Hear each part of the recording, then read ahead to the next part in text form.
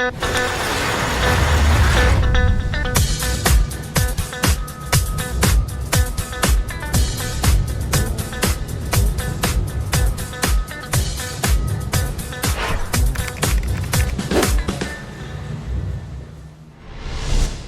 listeners and viewers, welcome to another episode of Compliance in Motion. And as you know, it's the podcast where we take a deep dive into the stories, strategies, and systems that power real-world workplace safety. I'm your host, Tony DeAscentis, CEO and co-founder of Ving. And whether you're on the floor or in the field or leading from the front office, this show brings you the insight you need to turn compliance from a mandate into a mindset. Now, I'm really excited about today's guest as I did my prep and I read through their website and a lot of their project information. I was super interested in this kind of stuff. Today, joining me is Thomas Van Arsdale. He is a certified safety professional, the safety director for Raito, a company known for specializing in geotechnology construction services, and they use advanced civil engineering technologies to get the job done. So, Thomas, that was a mouthful, but thanks so much for joining us today. Greatly appreciate you carving some time out of your day to be on the show. Thank you, Tony. I appreciate the opportunity and being here and receiving the invitation. It was interesting. Yeah. So, I don't know, listeners, viewers out there, if you're like me and you're tuning in because you just want to learn and know more about safety and compliance across a variety of different industries, to me, this is a super interesting one. And we, often don't even know that we are people that are, kind of like driving, sitting on, landing on earth foundations that have been touched by Raito Corporation. So, Thomas, you lead safety for Raito in some of the most technically demanding and geotechnology construction environments. What originally drew you into the safety profession, and how has your path led you to where you're at today at Raito? So I imagine, like a lot of people, it wasn't originally my intention to end up in safety. I enlisted in the Army right after 9/11. I spent 8 years in the Army, and then, like everyone else who comes out, and trying to find my way and figure out Mm-hmm. what my path is going to be. I did casino security for a little while. Didn't really care for that too much. Tried running my own business for a little while. A little young for that, and didn't work out as well as I would have liked. But you got to learn. And then parlayed that experience into my first safety and security role, and it kind of grew from there. I found that it was something I was good at and that I enjoyed. And after that first role, I actually took a step back, worked as a laborer with an environmental company for a little while, because after I got a sense of the safety world, I wanted to get back on the ground and get a reality of what I was getting into and what the people are facing before I was running around trying to tell them what to do, essentially. Yeah, that's So, always good. That helps with some credibility and when you're oh out yeah, telling people, yeah, without a doubt. oh yeah, if you're trying to tell them from your office, hey, go do that thing over, yeah, it doesn't work. Yeah, But hey, yeah.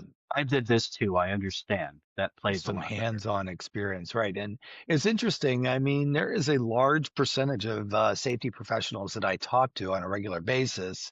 And if I just start thinking about it, now that you just mentioned that, your experience in the military, there's quite a few people that I've come across that have had careers in the military that eventually found themselves in a safety and compliance. And I wonder if it's because of the structure, the rules, the, following steps and procedures is something that makes you feel a little bit at home in tapping into some of your core strengths and foundation strengths from your military training. Is there an alignment there? I think there's definitely a piece of that there because what you're seeking afterwards, at least in my case, is, like you said, more of that structure and understanding of what you're doing. And I think the Yeah. other end of it ends up being a lot of leaders, especially in the military, you're looking to take care of people, essentially, do the right thing for them. And that kind of human aspect also leads people to safety because you're supposed to be advocating for and looking out for people who are working under you. So the two Yeah. things kind of merge well. Yeah, I think it's so interesting too. And I really want to point this out to our listeners today is that So many times people roll their eyes when the safety guy comes, or we have to go to another safety training. Man, I've been doing this for my whole career, and they keep making me go to the same safety trainings over and over, year after year, kind of a thing. So the attitude is like, here we go again. But the common attribute, and I interview a lot of people and talk to a lot of our customers who are safety professionals, is that they all care about people. Like literally, if you listen to any of my other podcast recordings, one of the things that I always ask the guest is, how did you end up in this job that you have today? And a lot of them will say, I didn't start seeking out to be a safety person, but I ended up here. And one of the things that they always highlight about their job is that I care about people, and I genuinely don't want to see people get hurt, and that's their motivation, and they like that connection with people. So if you're listening, and the next time you roll your eyes at having to go to a safety meeting or something like that, realize that the person that's asking you to come to that is pretty much concerned with your well-being on the job.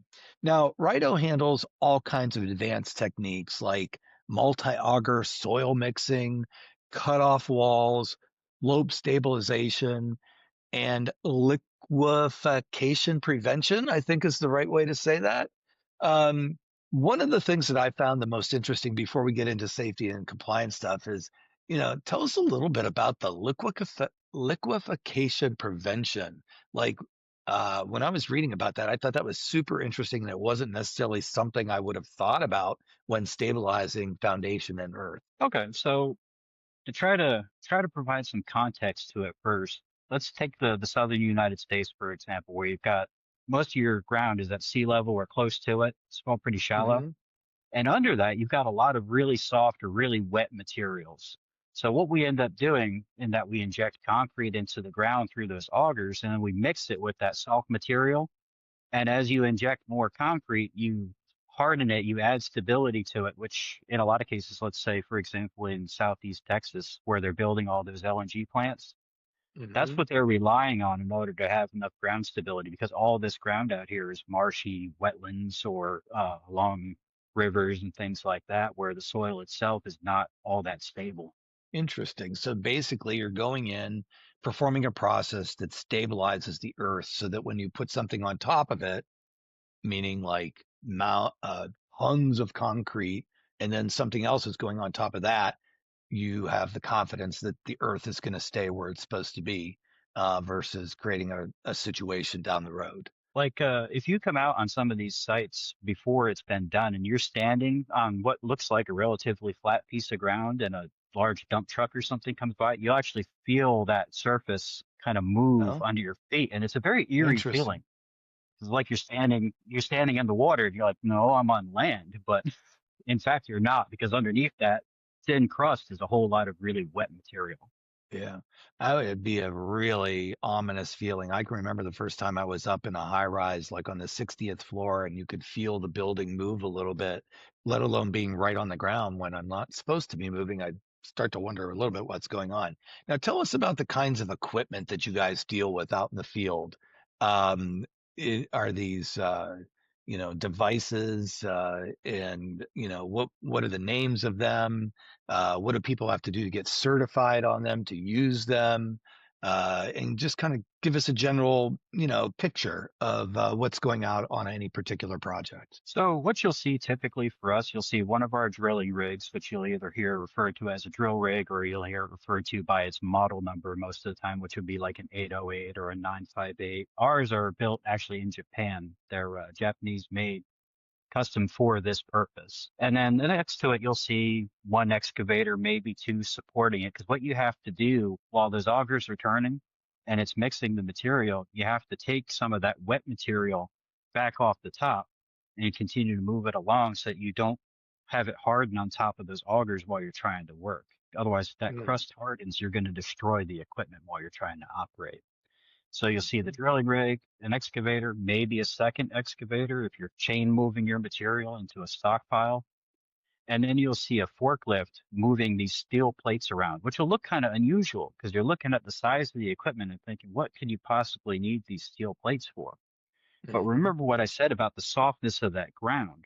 Well, those drill rigs are tens of thousands of pounds, and they're not unstable, but they're tall, they're kind of ungainly. So we put the plates underneath the tracks so that we have that additional stability while we're sitting on that unsteady ground.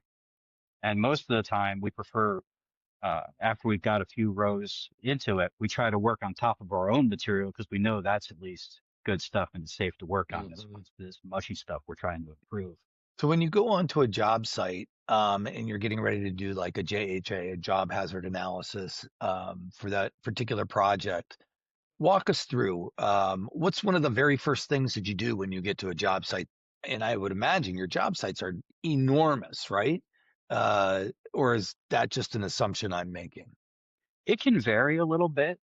They can be really small and kind of confined if we're doing, let's say, a very focused improvement on the levee like we do in California, or it could be like the work we're doing in Texas, where it's preparation for one of the largest LNG plants in the country, and you're talking about dozens of acres of land all around it. Yeah. So it can change. And speaking of JHA, sometimes you end up with some interesting stuff in there as a result. Like we're working in marshlands and oh, alligators were in the JHA because that's Oh, actually a problem here. this is true. Yeah. You can see that one on the report, right? You Okay. look at it and go, wait a minute, alligators? Why? Yeah, well, it's actually something that a lot of people probably don't think of is that, when, we tend to think of, most of the time, if you've ever read a finished JHA report, you're not seeing alligators listed on there, but Oh you are yeah. seeing like all the typical things that you would see on there. And, I don't think that I've read where somebody indicated that there was some form of wildlife near the shop job site that could be dangerous to workers. That's an interesting one, that's for sure. But so yeah, walk us through it. So you're coming out onto the job site, and let's say it's one of these massive job sites that you're working with. What is going through your mind as you're getting ready to do JHA? Part of it is looking at, because we're normally one of the first sets of boots on the ground. So we kind of have the run of the place in the early stages, but we also have to project our thinking a little bit. Okay, what are all the other activities that are going to be going on around us? Because all these things tend to converge into a small space very quickly, much like here.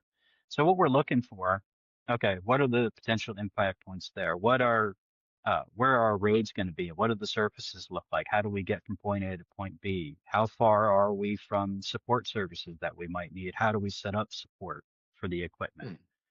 Do we Mm-hmm. have any power lines? Most of the time, the answer is no, but these are 60, 70, 80-foot high pieces of equipment. That's a concern.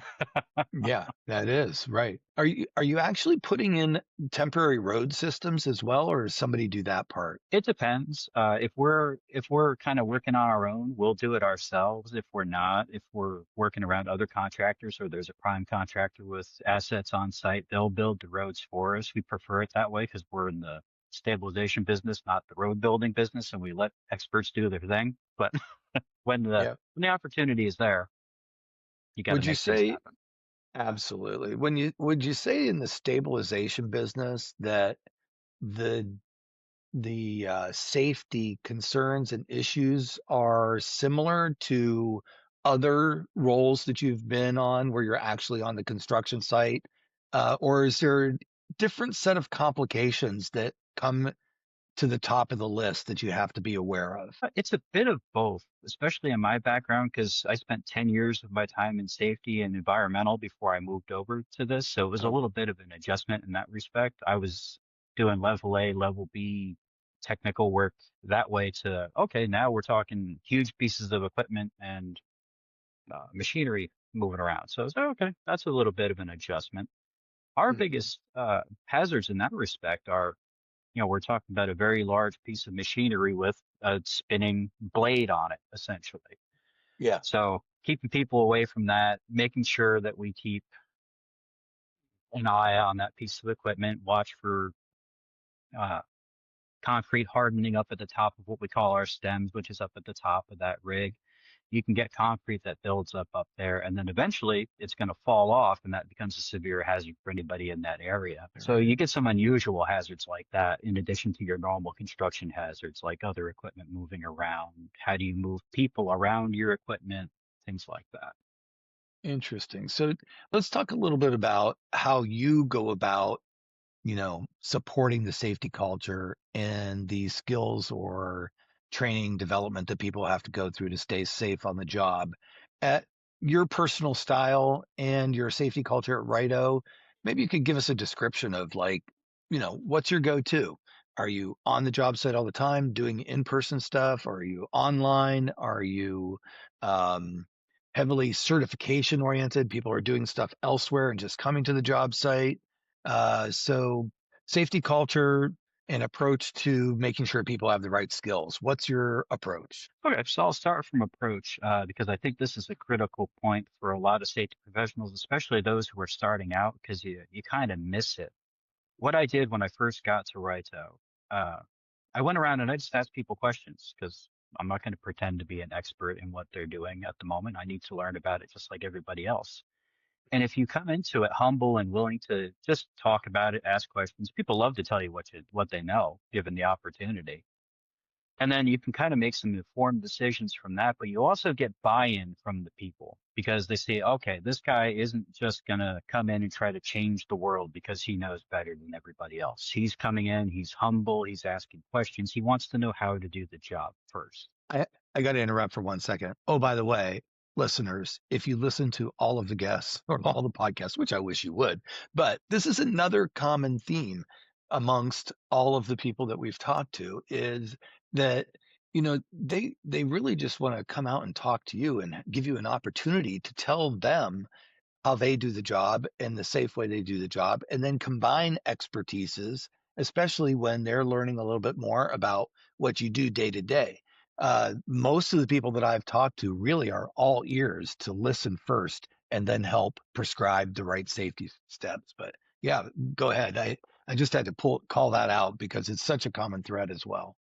Oh, absolutely. And truthfully, I'm glad that it is because a lot of people I encounter in industry, even to this day, are like, we've had people before and they do this and that, or they're safety police. And as an industry, we need to move away from that. So I'm glad that Yeah. that's the case. But the second piece to that is, okay, now that I've learned, now you need to kind of talk to people through, okay, this is what I think. And you don't phrase it as hey, this is what I'm demanding that you do, because people don't react well to being imposed upon. Not at all. Right. What you have to do is say, okay, this is what I think. You feel free, give me your feedback. How do you feel about this? But this is what I think we should do. Or maybe we can adjust this way or try this. We'll just give it a shot. If it doesn't work, no harm, no foul. But we'll try it out and see what happens. And that's actually been really successful here. We've made a lot of adjustments over time, and my philosophy as far as culture goes, like I said in the beginning, you can't change things instantaneously. You have to look at it more like you would be planting a tree. You let the roots develop, you take your time. Trees aren't in a hurry, you shouldn't be either. Because as those roots steadily work their way out, people will change without even realizing that they've changed.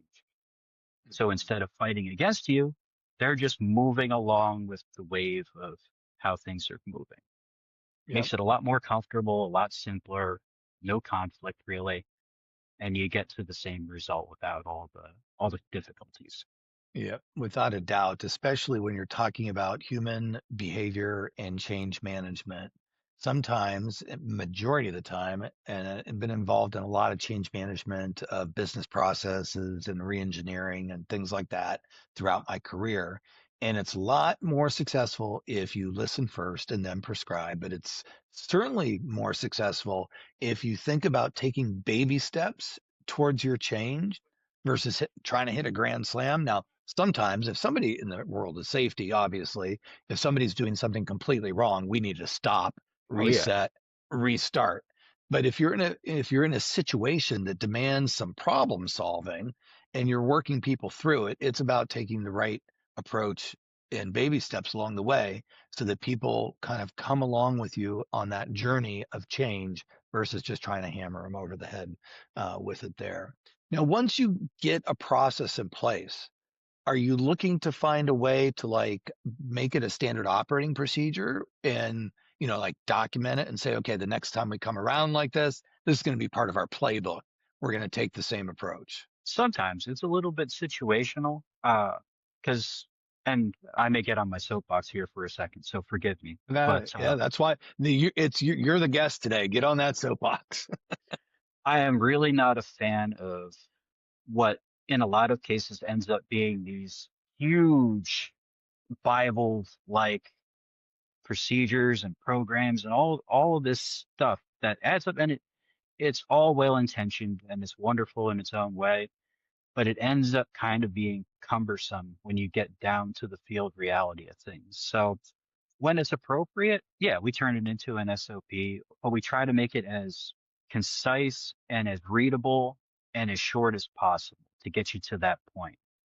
Because they're also not, a lot of documents end up getting written to the wrong audience, so to speak, when you're talking about SOPs. Engineers are writing for engineers, so not writing for Yeah. the end user. And your end user sitting there going, well, this is useless. There it goes. Oh man, listeners, that is an excellent point right there. It is so true. A lot of these documents the subject matter experts accountable for writing them, but they've got to remember that you've got to think of your audience.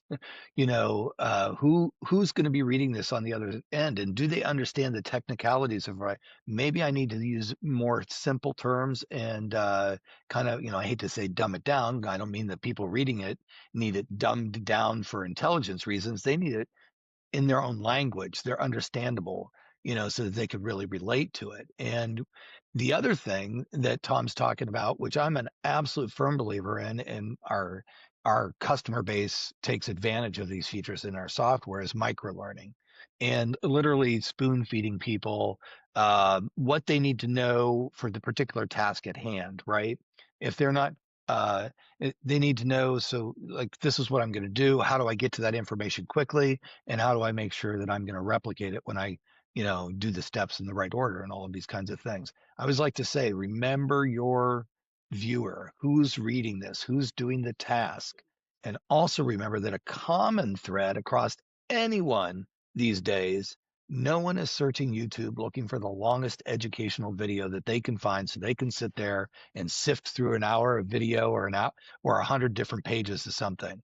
Everyone, without a doubt, is looking for the shortest, most concise, most accurate information that they need to get the job done. So I'm glad you brought that up, Tom. That makes it's perfectly good sense. And if you're a listener out there and you're looking at your 3-ring binder and it's about yay thick, uh, I would challenge you to say how many people are actually looking at it, right? Exactly. So that's Yeah. one of the things I challenge with even some of our clients. They come out with these requirements like, okay, we want your JHA to cover everything possible, going back to that point. But you end up with this 20-page document that's meant to be a field document that the guys are supposed to use and Yeah. understand. And it's Yeah. like, I'm sorry, but nobody's going to read this. Like, yeah, they'll sign it because they have to, and yeah, they'll flip through it. But in the real world, it it doesn't always end up as the Yeah. intentions would tell you. Right. And the fact of the matter is, people need to look at the information that's in there. Yeah, So if your goal is to have somebody engage with the content and retain it, it's your job as the author of that content to format it in a way that's understandable and consumable in a very timely manner, but also in a way that keeps somebody's interest on the key points that are relevant to them. And relevance is a key terminology piece here. You've got to be, people need to feel that it's relevant to what they're doing, without a doubt. So how do you keep all this straight? Do you guys run multiple job sites at one time? I would imagine you do. You've got people all over the place, right? yeah. Right now, actually, up until very recently, I had 5 job sites all running at the same time. So you've got 5 job sites, 5 big stacks of paper people need to read, 5 stacks of things you need to condense down to communicate around safety and compliance. How do you keep up with all that? You standardize as much as you can, you simplify as much as you can, and something I would encourage people to do, something that we're trying here. I'm trying to distill a lot of these things down to a single page or a 2-page document that's referenceable, Yeah. two double-sided. You can post it up in the job location, like at our batch plants or somewhere close to the work. So if somebody says, "Hey, I don't remember, how do I do X?" They can go, "Okay, there it is. Takes me 2 seconds to find it." Right. Because where you end up with your non-compliances or your deviations is somebody doesn't necessarily know the next step. They're not sure, but the path to finding the information is so cumbersome, or they're afraid to ask the question for whatever cultural Ex- variabilities and things like that you have, yeah. Yeah. that they just don't speak up and say, "Hey, I don't understand." They Yeah. proceed, and then you're left with what you're left with at the end of the day. Without a doubt. Yeah. And I think that's one of the most underestimated comments. And you just made it there is that if you're new to your area of safety and compliance and or new to your job as a supervisor, say on a construction site or something like that, odds are you're going to have a large part of your team that their first language is not English. And it could be anything. And odds are you're going to have a lot of people because it's hard to get a job and it's hard to get the job that you want. Once they land the job, they don't necessarily want to advertise that they don't know how to do something. So they don't ask questions, right? Or they don't want to ask a question because they're afraid when you start talking too fast in English, they're not going to be able to comprehend it and they're going to raise a concern around their ability to understand the instructions to do the job. So you have to be aware of all of these things as a safety professional, as a supervisor, and working in these different environments. And again, we're talking about distilling large quantities of paper and write-ups down to something. We didn't even mention about the fact that it might need to be in a different language in order to reach that particular segment of your work crew that needs to know about this particular piece of content to stay on the job. Back to your previous point, also, you need to know your audience in that respect. You need to know what you're working with and what's gonna work for that set of people. Whether it's okay, I take the same set of directions and I make another set in Spanish or a different language, or okay, this way works better. I'll make more pictures so it's clearer what I'm talking about, or whatever that may be. If you're disconnected, which in a lot of cases, the people who are writing these documents, especially SOPs and things like that, can be from the field environment. You don't necessarily know or understand the people who are reading those documents or what their needs are, which is how you end up at things like needs assessments for training, things like that. Right. But that's a key part of what you're talking about also, is understanding what the need is. So when you're working across as many as 5 different job sites, and you from your experience and lessons learned in the past, you've got all of these things that you need to be paying attention to. How do you maintain the consistency across those job sites in your process? Most of it is we're a fairly small company still, so I can lean pretty heavily on institutional knowledge, which is not the ideal way to do it, but at the same time, if everyone is on the same page and you're consistent in your messaging and your SOPs are good and consistent, and even if you try to keep them, as I said before, short, concise, readable, and then everybody's singing from the same sheet of music, so to speak, and then you standardize it through other means, like you have standardized training that I send out. That's part of the new hire package. Every time somebody Mhm. comes on a job site, they get the same set of training that everybody else has received. The supervisors go through their own set. Everybody has basically the keys that they need in order to be successful. And it's all based on the same set of principles. And it helps in our case, unlike when I was doing remediation work. The work we do, the areas around it will change, but the work itself is consistent. So it's a lot easier to be more standardized in that respect in our Gotcha. approach. Okay. Yeah. So you got all these teams out there, righto, and they're, obviously we've talked a little, about the kinds of equipment. It's heavy equipment, it's deep excavations, it's soil mixing walls, and, a lot of high hazard environments. So from your perspective, like, what would you say is the most critical area of focus when you each day for a crew? Like what needs to be top of mind at the beginning of the day when they're going into this kind of environment?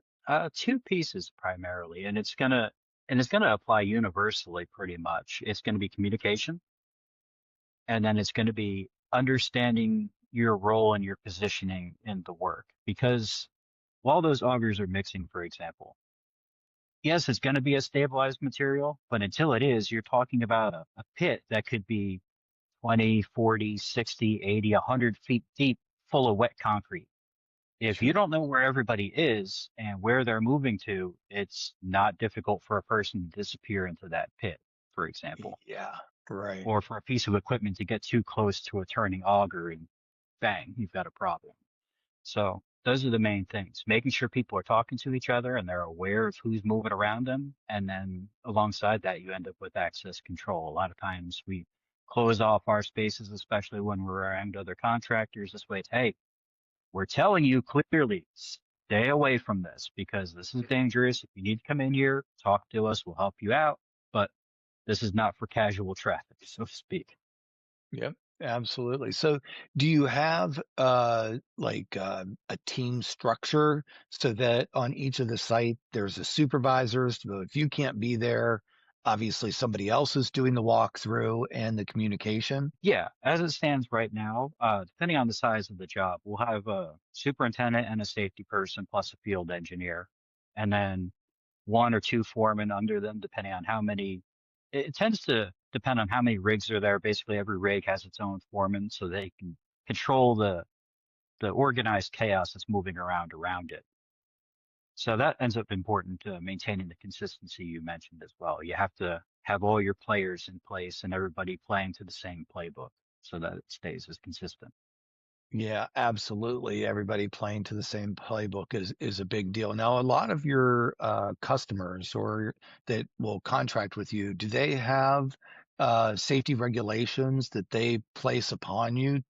And talk to us a little bit about that and how they integrate with the Raito safety process. So uh, it depends on the job. On some of these, like for example, the LNG plants, they all come with their own set of safety requirements and different things that you have to do. And those can be challenging because, and again, I'm going to jump back to that soapbox, but if you don't right size your requirements to what the work you're doing and what you're dealing with, if we're talking about blanket policies that don't necessarily apply or work, it creates a lot of friction for no reason really, because okay, you've got the requirement and I understand it, but if you let me explain it to you, this is why it doesn't necessarily match what we're looking at here. And this is Mm. how we protect ourselves instead. Sometimes that works, sometimes that doesn't. It depends on who you're dealing with, unfortunately.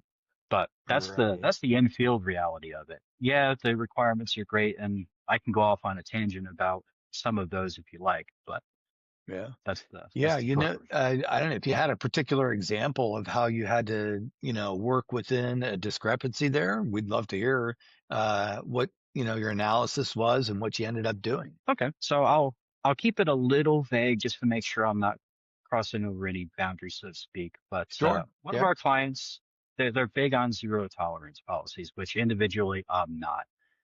But one of their zero tolerance policies had to do with fall protection.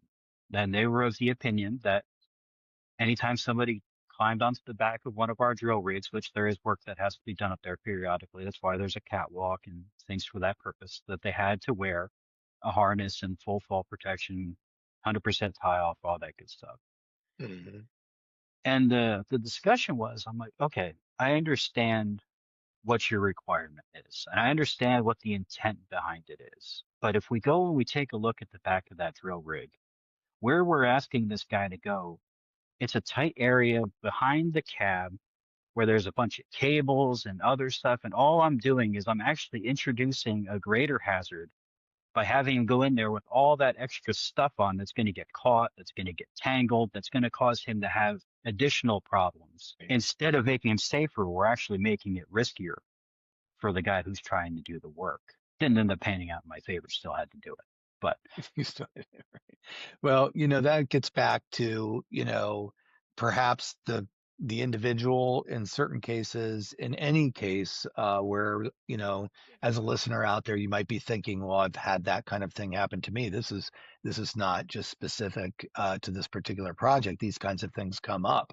And sometimes do a little bit of digging and see what you find out, because maybe the person that actually wrote the specification has never been up on a rig, never climbed in that thing, but they know it by the book and they've done something similar, but they haven't done that exact task. So it's clearly worth bringing something up and talking to the customer who contracted you and seeing if you can take the time to walk them through those particular scenarios and come up with a compromise on how to modify a particular process and things like that. So, Tom, how long have you been in this particular area of working, and stabilizing Earth? It's been 2.5 years now with Raito doing this soil stabilization. I would imagine in 2.5 years, you've got quite a few number of projects under your belt and have had enough experiences out in the field to really kind of start to really, develop your style for this particular vertical. And I want to ask you this question before, we wrap up for today, and see if you could give some pointers and insights. If you could think about some advice that you would give a individual who was thinking about starting a career in your vertical of working with heavy equipment on these big job sites, um, and complicated situations with variables changing them, what kind of advice or tips would you give somebody that was venturing into this particular industry? I think these tips end up being kind of evergreen in most cases because it refers back to what we talked about in the beginning in part. It's to be open-minded, especially in the beginning. Don't go into anything thinking that you already understand what you're looking at. You may have some fundamental understanding that already exists from either prior experience or something else that you're coming to it with, but you can't make assumptions that you know everything of what you're looking at. So go into it with an open mind, open ears, ready to learn. Uh, Listen to the people who've been doing it. You're going to develop your own kind of way of doing whatever it is anyway, but it's best to start with a good firm base so that you're at least making your changes and adding your stylistic preferences to it from a really good foundation where you have all the fundamentals considered. No different than playing a sport or something else. They don't teach you the shortcuts to get you there. They teach you the fundamentals and then you can build on it from there. Absolutely. It's clearly a great tip for everyone to, think about absorbing and taking forward. And I want to thank you so much for those insights and sharing your whole story and everything with us today. Now, as we wrap up, I want to try something new. You're the first guest that I've actually tried this with, so let's see how it goes. I'm going to ask you two or three questions here, and I want top of the mind answers. So it's like a rapid fire thing. First thing that Okay. comes to mind. Are you ready? Let's give it a Sure. try. What is the most underrated skill for a safety director in geotech? Listening. Very good. That is the most I hear it there. Here's the next one. What's your go-to way to recharge after a demanding project? Photography. I am definitely a nature and photography guy. Oh, nice. I like that. And here's the last one. Finish this sentence for me. A great safety culture starts with People. people. I love it. That's excellent. Well, I got to tell you, that was just a fantastic discussion that we had here today. Greatly appreciate your time that you've spent with us. And listeners, viewers, as usual, if you like what we've had to talk about today, tune in for some of our other episodes for great tips and insights. Be sure to like, subscribe, and share with your community of safety professionals that are looking for a casual conversation between two experts sharing their insights and lessons learned. A big shout out to Tom and Raito for carving out some time in their busy day to spend with us. Tom, thank you very much, and hope to cross paths with you in the field someday. Thank you, Tony. I appreciate your time and the opportunity to be here.